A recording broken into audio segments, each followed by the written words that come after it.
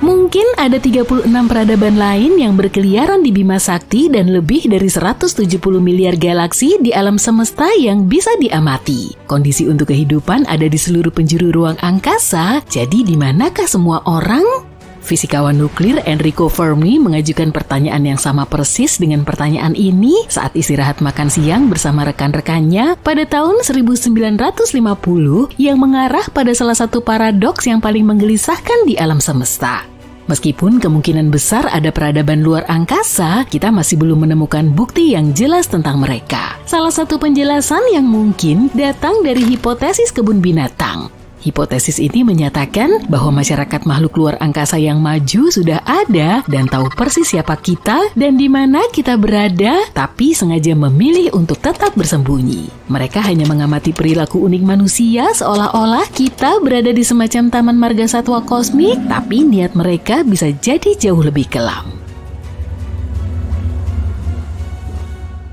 Jika kamu penggemar Star Trek, kamu mungkin ingat aturan utama bagi anggota Federasi. Petugas Starfleet tidak boleh menghubungi spesies yang belum maju untuk menghindari mengacaukan perkembangan mereka. Bahkan jika itu berarti mempertaruhkan nyawa mereka sendiri. Meskipun fiksi, aturan ini dengan sempurna menggambarkan apa yang dimaksud dengan hipotesis kebun binatang. Makhluk dari penjuru alam semesta melihat planet kita sebagai kebun binatang kosmik dengan palang satu arah. Mereka bisa melihat kita menyikat gigi di pagi hari atau mengajak anjing kita berjalan-jalan, tapi kita tidak bisa melihat mereka meski sekilas.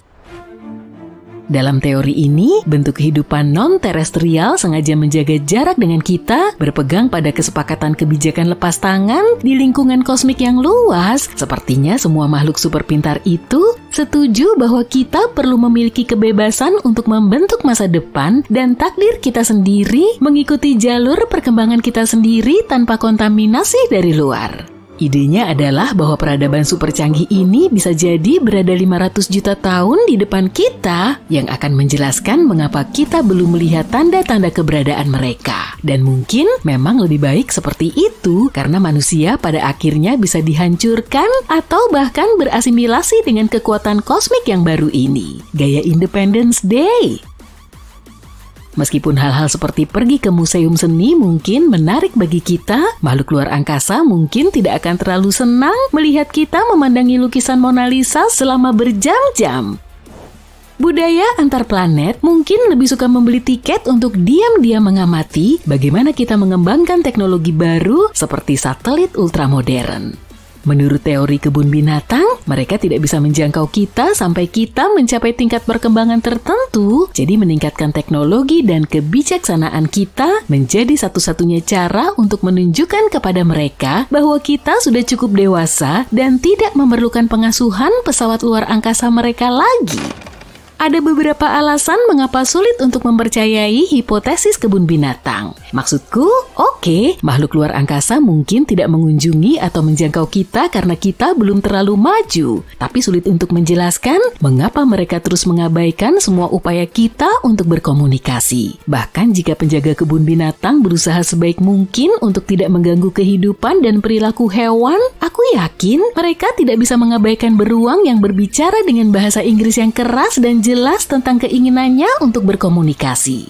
Jadi itulah alasan mengapa manusia terus mencoba dan mencoba memancing reaksi dari penghuni planet lain dengan menggunakan sinyal radio.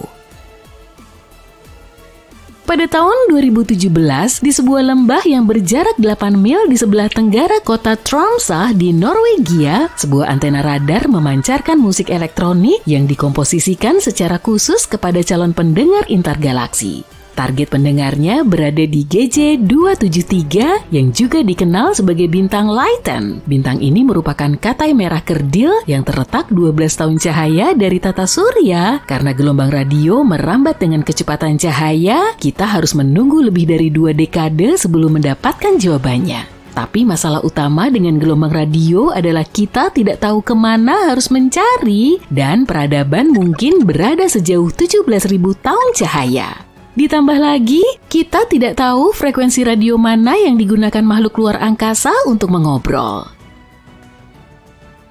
Di bumi kita menggunakan spektrum radio untuk mengirim sinyal ke alam semesta dengan asumsi bahwa apa yang berhasil bagi kita mungkin merupakan metode yang umum bagi peradaban lain. Tapi nyatanya cara ini dianggap sebagai teknik yang agak kuno bagi makhluk lain. Itulah mengapa proyek-proyek saat ini sedang mencari techno-signatures, yaitu tanda-tanda aktivitas teknologi dari makhluk luar angkasa seperti lampu kota, panel surya, bangunan raksasa, atau satelit buatan. Petunjuk potensial lainnya adalah mempelajari atmosfer planet yang mengorbit bintang-bintang di dekatnya, karena peradaban maju mungkin mengubah atmosfernya dengan gas-gas yang berbeda sehingga bisa dideteksi. Meskipun telah dilakukan pengamatan selama puluhan tahun, masih belum ada bukti pasti bahwa peradaban luar angkasa yang maju ada di luar sana, tapi bukan berarti tidak ada. Bahkan dengan memperluas bidang pencarian, peluangnya jauh lebih kecil daripada mendapatkan jackpot dengan peluang sekitar 1/3 miliar untuk menemukan peradaban maju dalam jarak tertentu dari bumi.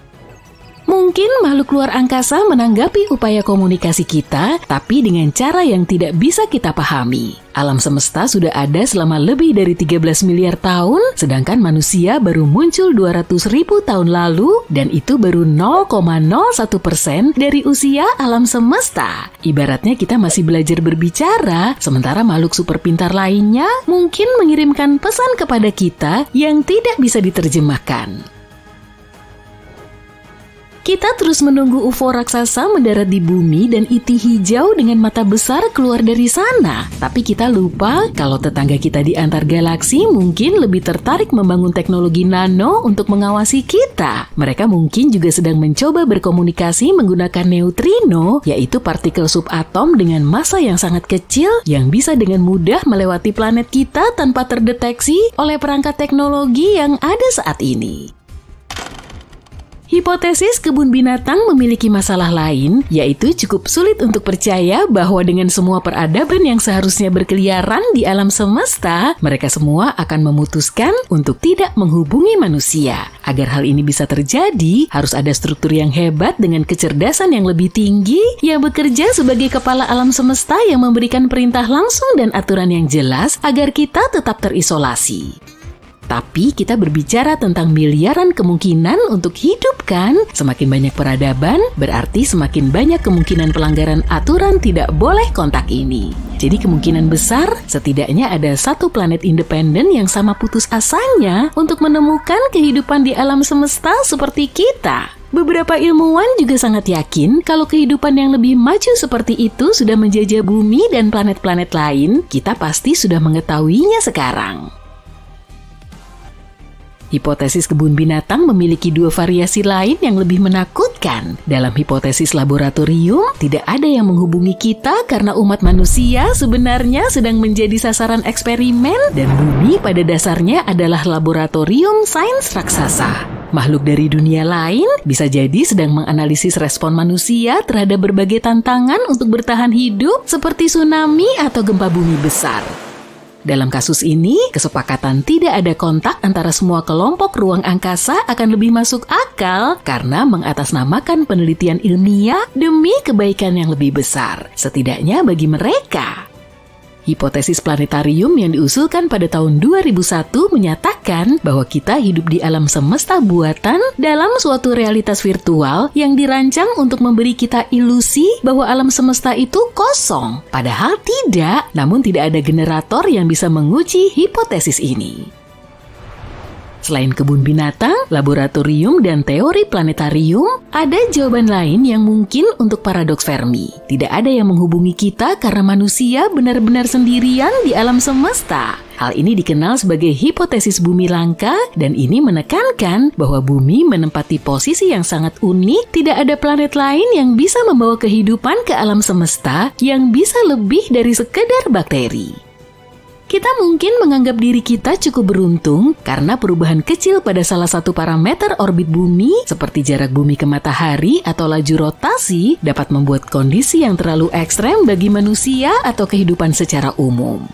Tapi sekali lagi, sulit untuk berpikir bahwa kita sendirian di alam semesta yang luas ini. Jadi kita kembali ke paradoks, di manakah semua orang